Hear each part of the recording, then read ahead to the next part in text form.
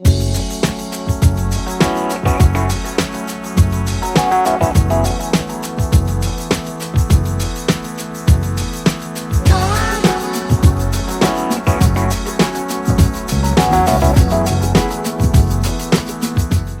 and welcome to the 2024 AIGA Design Conference Aftershow. My name is Huang, Senior Director of Learning and Programs here at AIGA, the Professional Association for Design.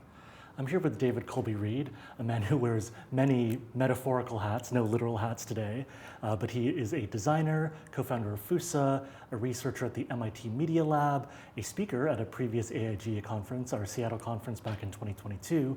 But the reason I had you on the show is to talk about our final presentation from this year's conference by Jeff Leitner and Jason Ulaszek from UX for Good.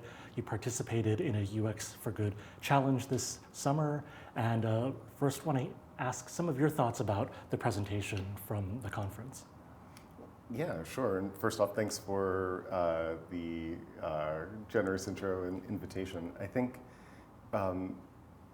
Jeff and Jason in their presentation were laying out in a message to designers some of the things that differentiate like the work of design and the role of a designer in problem framing and architecting solutions. And so I think that they do a valuable service in that. I wanted to offer a little bit, or I hope what we can do in this conversation is do a little bit of synthesis of what like Leitner and Jason were saying with a bit of critique from Don Norman from a few years ago that has stuck with me. And if you'll permit me to read a thing for a moment. Yeah. Don Norman has written, in the early days of industrial design, the work was primarily focused on physical products. Today, however, designers work on organizational structure and social problems, on interaction, service, and experience design. Many problems involve complex social and political issues. As a result, designers have become applied behavioral scientists, but they are woefully undereducated for the task. Designers often fail to understand the complexity of the issues and depth of the knowledge already known. They claim that fresh eyes can produce novel solutions, but then they wonder why those solutions are seldom implemented, or, if implemented, why they fail. Fresh eyes can indeed produce insightful results, but the eyes must also be educated and knowledgeable. Designers often lack the requisite understanding. Design schools do not train students about these complex issues, about the interlocking complexities of human and social behavior, about the behavioral sciences, technology, and business. There is little or no training in science, the scientific method, and experimental design. Now, I think that is a sound critique in many ways, but I'd see it as sitting in opposition to a lot of what Jeff and Jason were saying in their presentation. But I think like both perspectives are true or contain truths that are useful, right? And I think there's some kind of provisional synthesis to be found in understanding and acknowledging the differences across mindsets and worldviews espoused in that presentation from the UX for Good guys and from Norman here. And I just wanted to call out a couple of things that Jeff and Jason were saying. Jeff said that experts get into ruts that they can't get out of, and I agree with that. They note that so often experts are engaged in what I'll call marginal rather than transformational thinking. Right. And they note that some of the strengths of designers and a design process come in from like the intellectual and creative promiscuity, to use Jeff's term. Totally. And so I think like those are arguments in favor of a designerly kind of approach, and they have to be leavened with some of the critique that Don Norman was offering there. And so I think like on the point of expertise, for example, I think Jeff and Jason, identify that when you are trained in a particular discipline or methodology as an expert, like you kind of like assume through years of exposure and repetition some of the problem framings and some of the methods, some of the mindsets, right? That your depth also becomes some of your limitations. Absolutely, right? Yeah, that's a great way to put that. And so I think like that is indubitably true, right? Yeah. Indubitably, indeed. But I think it's also important to acknowledge like what learnings that experts have surfaced and like what insights that expertise offers. And I think designers are well positioned to do that kind of synthesis because designers, like we kind of like parachute into a problem space, right? And we learn from experts quickly, which is one of the things that I love about like being a practicing designer. That was one of Jeff's points as well, as he comes from a journalism background. So that was like something that journalists and designers have in common. Yeah. You know, that like you get to, you get access, ideally in a research phase of a project, to speak with people with a bunch of different perspectives and a bunch of different types of deep expertise, you know? And I think that, you know, like sort of synthesize some of the norm critique with the UX for good evangelism of design, you know, I think like designers,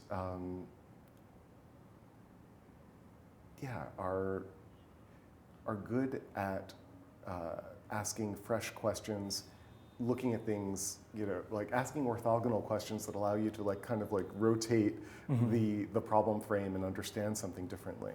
And I think that in order to incorporate the critique from Don Norman, designers can try and should be mindful and attentive to the need to identify the mindsets and metaphors that are structuring the problem in different kinds of expert discourses, as well as, you know, like the folks who are like working on stuff day in, day out, right? Like, and I think that maybe that's one way to thread the needle on those two perspectives, because I think they're both valuable. Right. You know? That there's like the outsider expertise of designers, like conditioned with humility, but also collaborating with like deep subject matter experts in whatever field. Yeah, and you know, I think as designers we need to be attentive to the problem boundaries that are assumed in a lot of like problem framings. You know, we all have the experience of getting a brief and trying to reframe the brief, or like, you know, understand the like, oh, well, we're being asked this, but what are we really trying to get at or really trying to fix? And I think, you know, it's in noting where those metaphorical blinders are, like that a lot of the good design practice can move the needle on some of these issues, you know? I would add to contextualize, there's like this continuum of like designer, you're a superhero kind of thing that Jeff and Jason were really like cheerleading, and then this maybe more measured critique coming from Don Norman, but situating that in the reality of design practice today and the job market for designers today, there's often a push for increasing specialization and also being concerned about AI destroying jobs, right? Or creating new ones, you know, to be fair. But there's that disruption, there's that like increasing push to be more specialized. And I think I found that talk a welcome corrective to be like, hey, designers, there's things that you do that are special that you should still celebrate, but because you don't stay in your lane, and like be ambitious. You know what I mean? Like despite some of these challenges that folks are facing in the real labor conditions of our era. Agreed. And maybe two quick points on that. Please. I mean, I think like maybe to try to condense or arrive at a more compacted version of what I was trying to say earlier. Design, I think, at its best, helps offer up new metaphors for understanding. Like we think in terms of metaphor, right? Like there, what was it? George Lakoff and Johnson, I think it's 2003 book, like Metaphors We Live By. You know, like they're cognitive linguistic experts, right? And like thinking about the structuring work that metaphor does for understanding. And I think like design has a unique ability to like restructure those metaphors so that we understand problems differently. You know? I'd like to transition our conversation to a more kind of concrete space and an personal experiential space. So you had the chance this summer to volunteer on a UX for Good challenge around the experience of families whose kids are going through cancer. Or I was there as well. It was my 4th UX for Good challenge as a volunteer. Folks might have seen my little cameos in the presentation from Jason and Jeff, but since this was your first time, I'd love to hear some of your perspectives on what that was like to volunteer a week of your time talking to cancer families and how you see that. Yeah, I mean, I guess first off, I was so grateful for that experience, for to the UX for Good team for organizing and the interviews and just the logistics of putting something like that together. Those are immense, right? Yeah. And this is interviewing service providers as well as families, parents whose kids have gone through cancer. Yes, exactly. Yeah. I should specify that. And so there's just a tremendous amount of legwork to put something like that together and create an inviting space for where we can all come and bring our best selves and do our best work. So I feel an enormous debt of gratitude there. And I feel humbled whenever I do these projects where I get to speak with people about their own experiences that are challenging. Interviewing parents who have been undergoing and managing the treatment of their children for cancer, or genocide survivors or perpetrators, we have access. We as designers in these projects, right, have such tremendous access to the perspective, experience, expertise of these people who are bravely coming forward to relive some of the most challenging moments in their lives and share that with the only expectation being that we help improve the experience for other families going forward. Yeah. So it's hi, I just flew in from Rhode Island. Now I'm at your living room table. Tell me about the worst day of your life when your kid got cancer. Or the worst year of your life and all the ups and downs. Right? And so I just feel enormously humbled by the families and in this case the parents in particular, but also the providers and doctors and nurses who spoke with us, right? So the experience was one characterized at its core by that kind of gratitude and humility. I think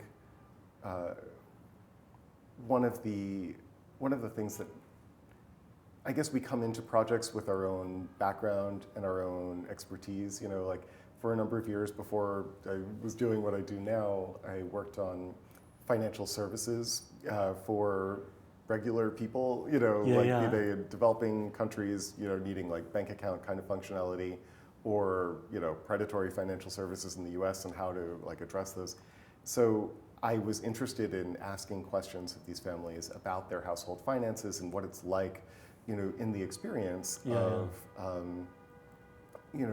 undergoing these treatments, because as we saw in Jeff and Jason's talk, there are foundations that do support and nonprofits that do support for families, a trip to Disneyland or Make-A-Wish or what have you, but no one is paying for the Uber Eats to the hospital or the thousands of dollars a year in parking expenses when getting there, or the babysitter for your other child who's not sick, right? Yeah. And so I was interested in some of those questions, and with an open brief of the sort that the UX for Good team set up, and the willingness of these parents to speak on a variety of topics, we identified some of the challenges that fall outside the, imagine a spotlight, focusing in on challenges, and we were able to see stuff that falls outside that, the radius of points of the perimeter of that spotlight, right?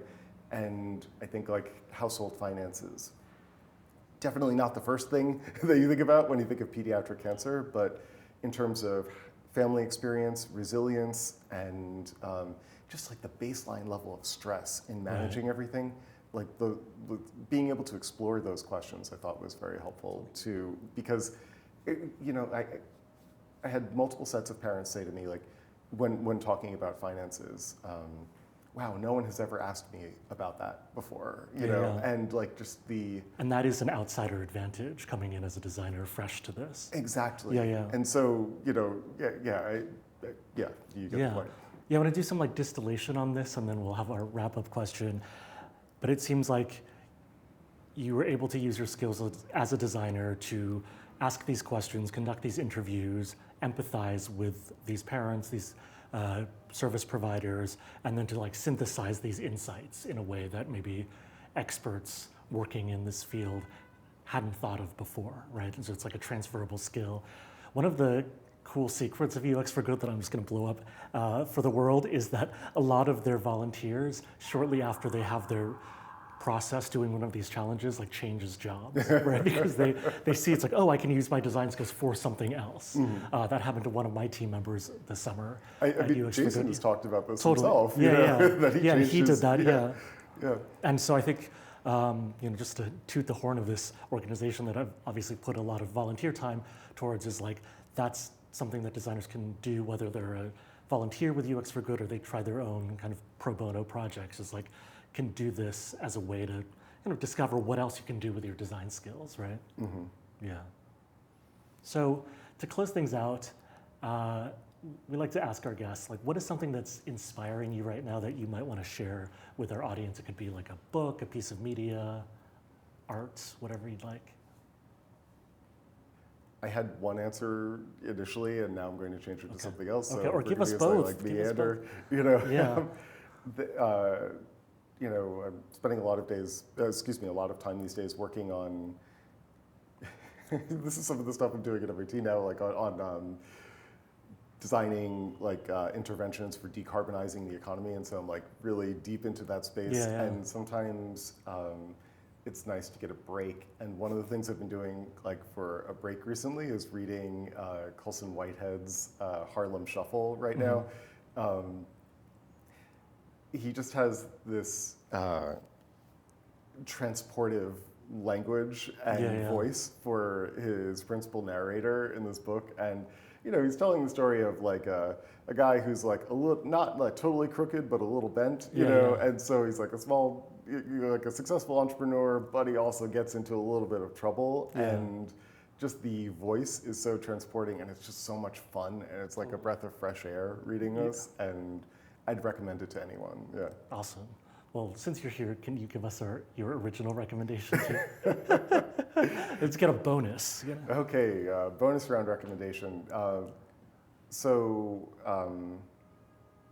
know, this is a pretty fraught topic, but I guess as we were talking before rolling, I mean, one of the things that has been inspiring to me just this weekend was a recent episode of the Ezra Klein Show, a podcast at the New York Times, where Ezra Klein is a journalist, and he was speaking with Ta-Nehisi Coates, an author who's just published a book, The Message, on his reflections about, you know, like the conditions of like the, you know, and I don't know how to characterize this. Like we're gonna have to edit this a little bit, but like one of the regions that he explores in his book is like Israel and Palestine and the nature of the occupation and the current conflict. Yes, and the system of laws and differentiated, variegated citizenship that, you know, I mean, I don't think it's possible to call that a democracy, right? You know, but I think like so much debate is over the last year has been frustrating, facile, angry, and flattening. And what they were doing in this conversation in this recent episode of the Ezra Klein Show, like, you know, it was such a breath of fresh air to watch, and well, not watch, but listen to two good observers. Right? Two journalists who were talking about the craft of journalism and sort of like the ways that focuses attention, right? But two thoughtful, reflective people who don't agree on everything, but are navigating that work of reconciliation and of like, oh, this is what I've observed, and how do I reconcile that with my prior assumptions, my prior politics, Right. and reconciling that with like, oh, what do we do now? Like, what is my responsibility? Like after having made certain of these observations. Yeah. And what is their kind of political role as journalists, or thinking about that with us, like what is our political role as designers? Absolutely. Right? Yeah. And they have different senses of that. And I thought the frictions there were productive. You know, like Ezra Klein's a policy wonk, and so he wants to influence the structure, the political structuring of the problems in Israel-Palestine, and how do you move legislators, and how do you move leaders, and so on. And Coates and he sees that as his role as a political journalist, right? And Coates, you know, as a journalist who is practicing politics through his journalism, Yeah. you know, like sees his role as more of like the observer bearing witness and giving a platform to perspectives that he feels are underrepresented. And like there was, I think, a productive friction in their conversation with that. And it was a breath of fresh air, Yeah. you know, to have that kind of discussion unfold and just to be party to that. Totally. So anyway, that was a long recommendation for the thing, Yeah. but it's a great episode and a great conversation. But I think since I've listened to that episode too, I'd like to think about that as like a model for how we have tough discussions as designers too, right? And our subjectivity and our role. So I think it's relevant whether or not people are sick of the topic or want to avoid that topic. But thank you, David Colby Reed, for joining us today at the After Show. I'm Lishan Huang. Thank you for tuning in to our conference and to this session.